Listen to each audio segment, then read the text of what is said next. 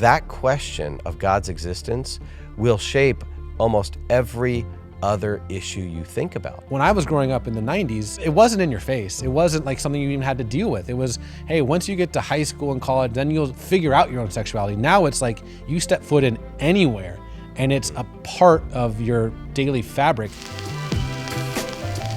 The predominant message of Gen Z is live your own truth. But the Bible says Jesus is the truth. So which one is it? Let's get uncomfortable here. Can you make your own identity however the heck you want, or ultimately is identity God-given? This is heavy, and we need Holy Spirit-given wisdom, which means bringing in my brother, Brett Kunkle, the founder and CEO of Maven. Brett, how we doing, buddy? Good. This is an important conversation. Looking forward to it. So this show is called Can I Trust the Bible? And obviously the biblical worldview is becoming I don't know how else to put this, more in contrast with the idea of you kind of create truth, you create your own identity. So as a show that hopes to equip people with the vocabulary and the heart and the gentleness to address, to my friend here, this very spicy subject, how do you even begin? Because I feel like the second you say, okay, there's something inherently off about how you have defined yourself. Boom, you're a bigot. Boom, you're a hater. Oh, let me count you off as one of those like backward Christian people. Brett, help me out. Yeah, well, one thing that makes it so spicy, right, is that truth is tied in with your own personal identity. So it's not just, hey, if I disagree with you, I disagree with your thoughts. Now it's, I disagree with who you think you are. Yeah. And identity is at our core, and this is where we derive much of our value from. So I think, if I think I am maybe a gay man, right? Well, then not am I just practicing, a certain kind of lifestyle. It's that this is who I am as a person. And my value now is placed in that. My dignity is placed in that. So you can see how that just sets it up to be a very challenging culture for us to engage with that, because we want to say a number of things. Number one, you don't create your own identity. Actually, you have a given identity. Come on. Right? So this is where the Christian worldview says, Genesis 1, that's the starting point for human identity. And it starts with verse 1. In the beginning, God created the heavens and the earth. So everything in this universe is created by a personal God who specifically designed us. So we're made by God, but then you go further on in the chapter, not only are we made by God, we're made in his image, right? So this is something that is unique to humanity. And he even started a church called Imago Dei. Yeah, we started which means the image a church of God. in Southern California, because that is such a foundational, central idea, not just in the Christian worldview, to reality, because I take the Christian worldview to be reality, a description of reality. So made by God, made in his image, and then there's a distinction, male and female. Right? And then at the end of that, at the end of each created day, God says, it is good. So this is God's good design from the very beginning. And so we already have the foundation for human identity. Now, of course, you get Genesis 3. This also gives us another distinction in human identity made in the image of God. There is also the fall. And so there's fallen man, and then you get to the New Testament, and you have the work of Christ. And so there's one more distinction. Either you are in sin as a human being, still made in God's image, or you are in Christ as a human being made in God's image. These are the biblical identities, and now you can kind of see, you lay that out, that comes against all the identities of the world. I was just about to say, the fact that you had the audacity to quote Genesis, where we've been created in God's image, male and female, God created them. I'm just quoting Genesis here. That is going to get a lot of people in the comment section hating everything that we're saying, and all we're doing is quoting Genesis. So let's do two things. Let's address someone who would call themselves to be a Bible follower but disagrees. We'll get to that in a second. But I think for a young Christian, or who cares how old they are, dealing with the current culture, there is such toxicity to the idea of Christians imposing their worldview at Target, for example. It's June, it's Pride Month, and man, we're not going to get flagged by YouTube. We're on team everything kosher that we're saying here. Again, we're going to get to the believer in a second, but how should Christians engage with culture? How should Gen Z, or what's the next one, Gen Alpha, how should they even start when I was growing up in the 90s, I was born in 86. It wasn't in your face. It wasn't like something you even had to deal with. It was, hey, once you get to high school and college, then you'll figure out your own sexuality. Now it's like you step foot in anywhere, and it's a part of your daily fabric. It's in your face. So how should believers, no matter how old they are, address a culture that is just so hostile and angry that we have the audacity to tell them our views? Well, it depends.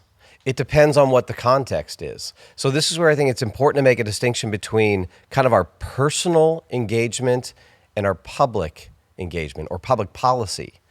Look, what are the two great commands that Jesus gives us? Love God, love neighbor. Okay, so before we do anything, we need to make sure that we are right with God, that we are pursuing Him in all that we are. When Jesus says, love the Lord your God with all your heart, soul, and mind, what He means there is everything about you. It's not just a kind of an emotional response to God.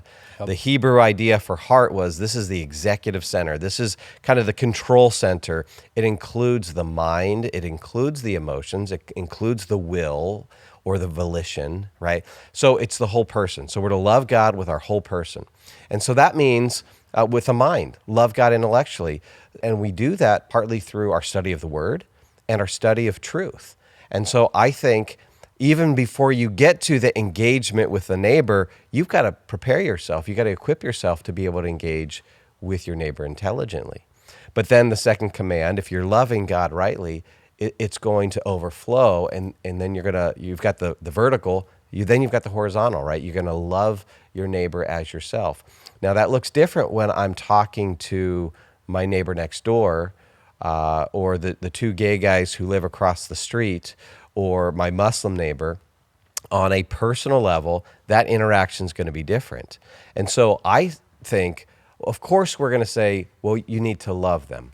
Absolutely. But then we have to define what love is. There you go. And so sometimes love is very warm and gracious and kind. It's bringing a meal to my neighbors. It's just being a friend to them. It's helping them out.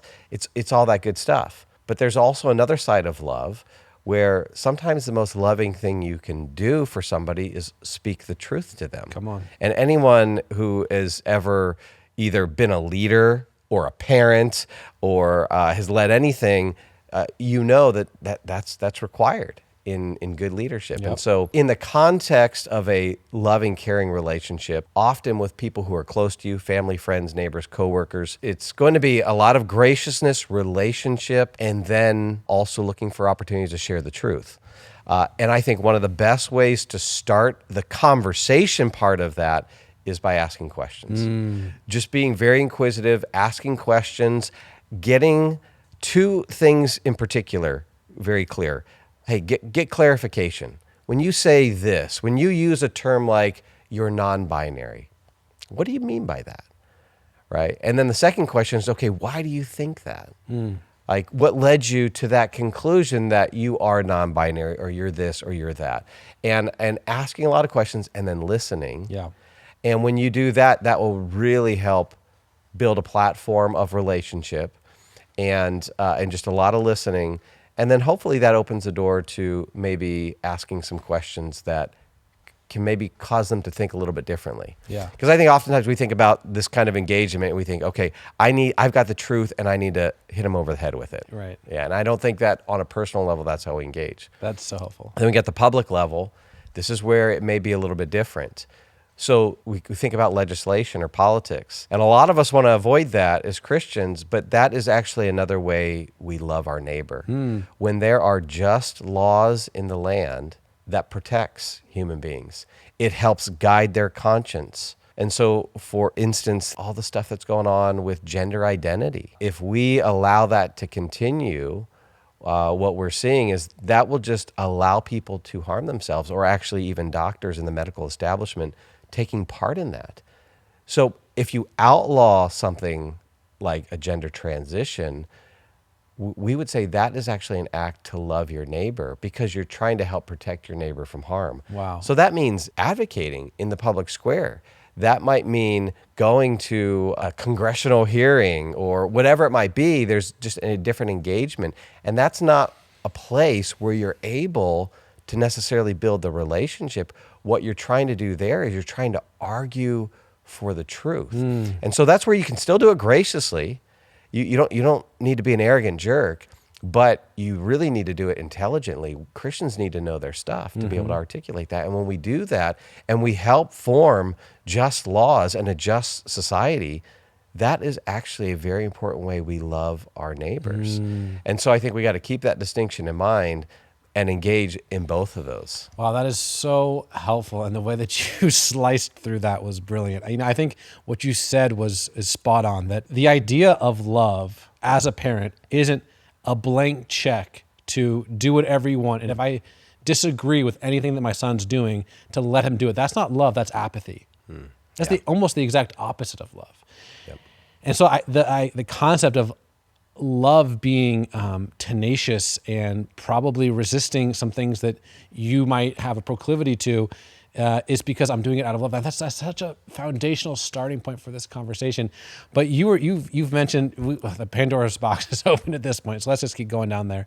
The idea of gender identity and all this stuff, again, addressing it with such love. And the pushback I hear is, you are trying to impose your religion on America. This is nothing more than Christian nationalism. Yeah. You are imposing your biblical worldview on me.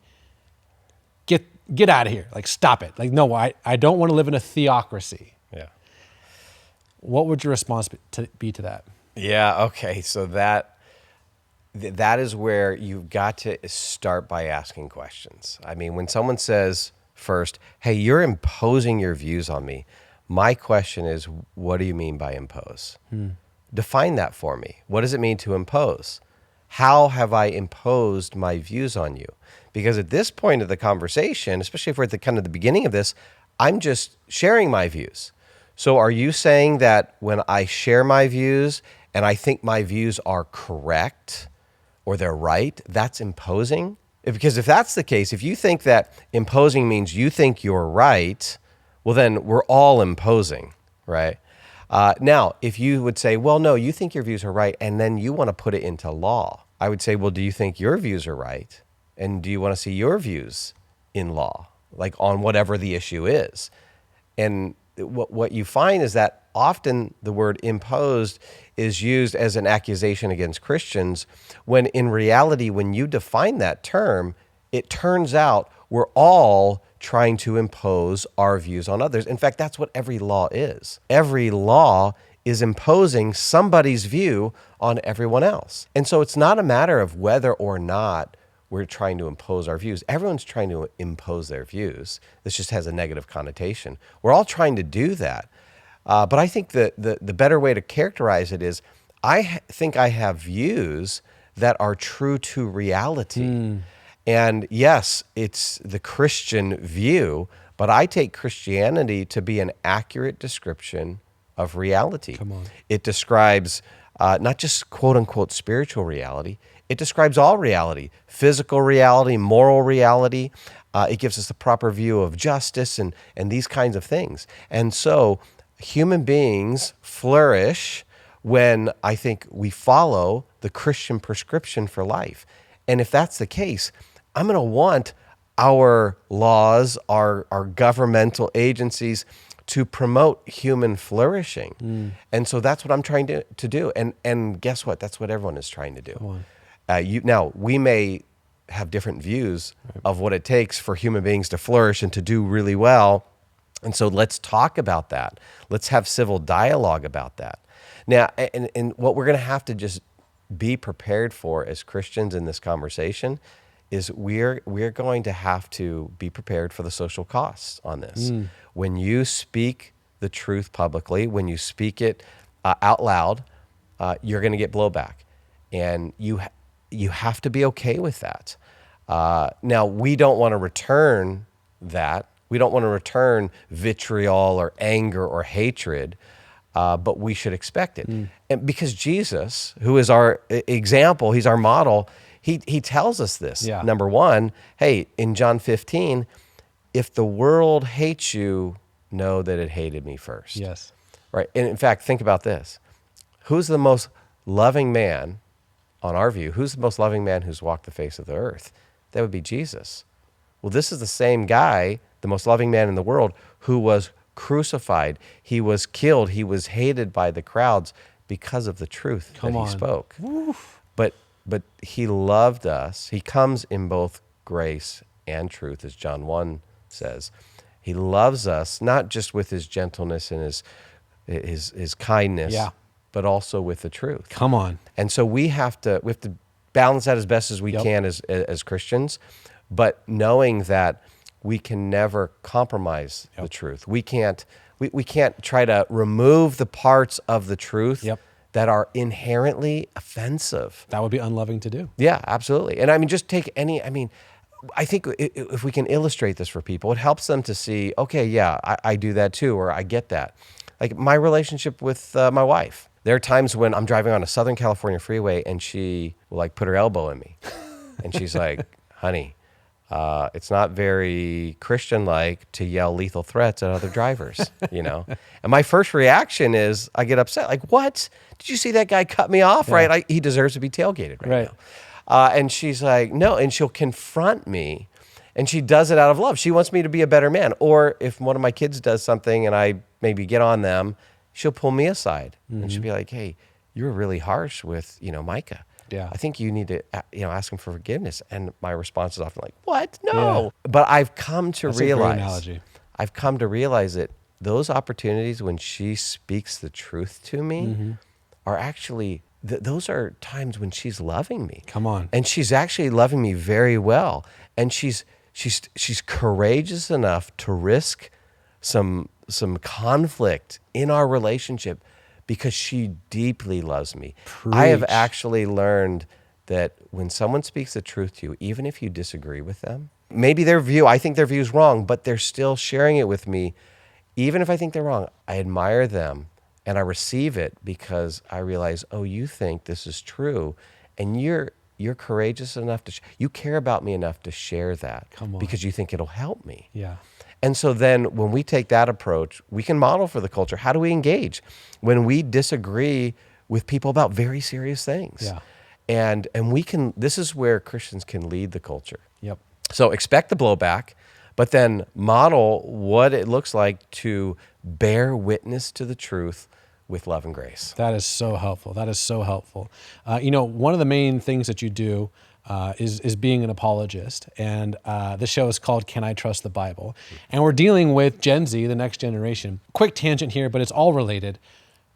If someone doesn't have a biblical worldview, if someone has a objection, what do you find to be the most common objections of the next generation? And what are your favorite apologetics against that? What would be your response be to the blowback of, this isn't true in the first place, that the next generation presents to you? Yeah, well, I always say, hey, find out whoever it is you're talking to, find out what their objections are, right? It's going to differ from person to person. And then I think there are issues that people it may not be a felt need, they may not be asking that question, but it's still an important question. So I think God's existence is a very important question, whether or not there's a personal, powerful creator of the universe. And so I still want to have that conversation, even if you're not asking that. And so I'm going to ask you, like, hey, what do you think? Is there a God? What do you think he, she, it is like? Why do you believe or why don't you believe? because that question of God's existence will shape almost every other issue you think about. So the issue of identity. I mean, whose you are will tell you who you are. Wow. And so if I am specially designed by a personal creator, a God of the universe, who had me in mind, it wasn't an accidental thing, that will inform my identity and who I take myself to be. We're going to have you back because the way you're able to address subjects with such calm, cool, collected truth, but in a compassionate way, is so profound. So if you don't follow Maven, I'm sure you're on Instagram, on all the social media platforms. It's a resource that you can use. But wrapping up our time here, because again, we're going to have you back. I said we'd address if someone's watching who is a believer and they're here you might be watching this in June, and what do I do when someone says, address me with my preferred pronouns? What do we do when you walk into a Target? What do you do when XYZ?